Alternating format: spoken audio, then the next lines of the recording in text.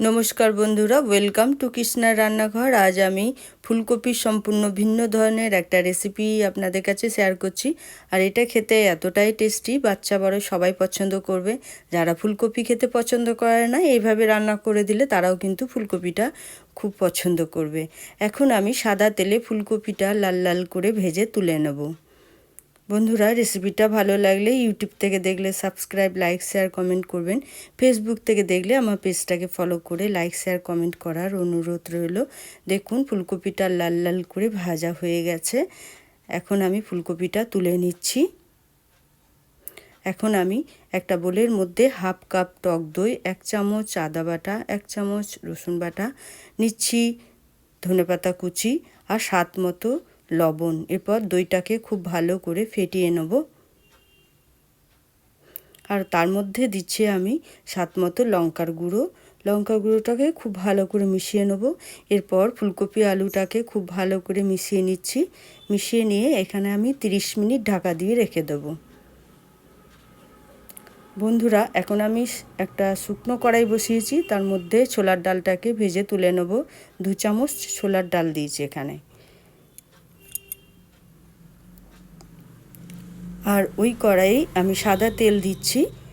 তেলের মধ্যে এখানে আমি প্রায় 3টে মতো পেঁয়াজ কেটে রেখেছি। পেঁয়াজটাকে লাল লাল করে ভেজে তুলে নেব।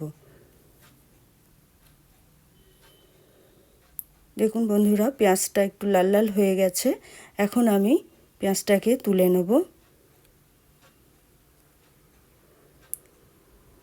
আর এটা লুচি, রুটি, নান, পরোটা, রাইসের সাথে খেতে কিন্তু খুবই ভালো লাগবে, খুবই সুস্বাদু।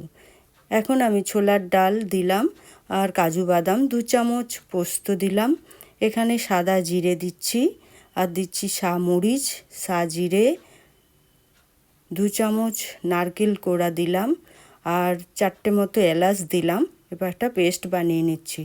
বন্ধুরা, এখন সেই সাদা তেলের মধ্যে যে ফুলকপিটা ম্যারিনেট করে রেখেছি, ফুলকপিটা দিয়ে খুব ভালো করে কষিয়ে নেব। বেশ কিছুক্ষণ ধরেই কষিয়ে নিতে হবে। তারপর যে মশলাটা করেছি সেটাকে দিয়ে দিলাম। দিয়ে একটু নাড়াচাড়া করে আমি এখানে পরিমাণ মতো জল দিয়ে দেবো। জল দিয়ে বেশ কিছুক্ষণ রান্না হতে হবে।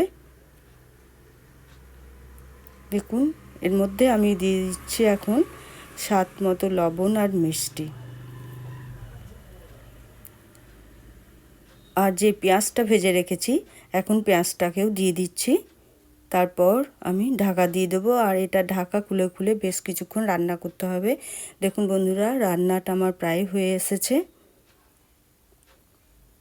কালারটাও চেঞ্জ হয়ে গেছে। এরপর আমি ঘি দিয়ে গ্যাসটাকে অফ করে দেবো আর ঢেলে সার্ভ করে দেবো। রেসিপিটা ভালো লাগলে লাইক, শেয়ার, কমেন্ট করতে ভুলবেন না। ভালো থাকবেন। নমস্কার বন্ধুরা।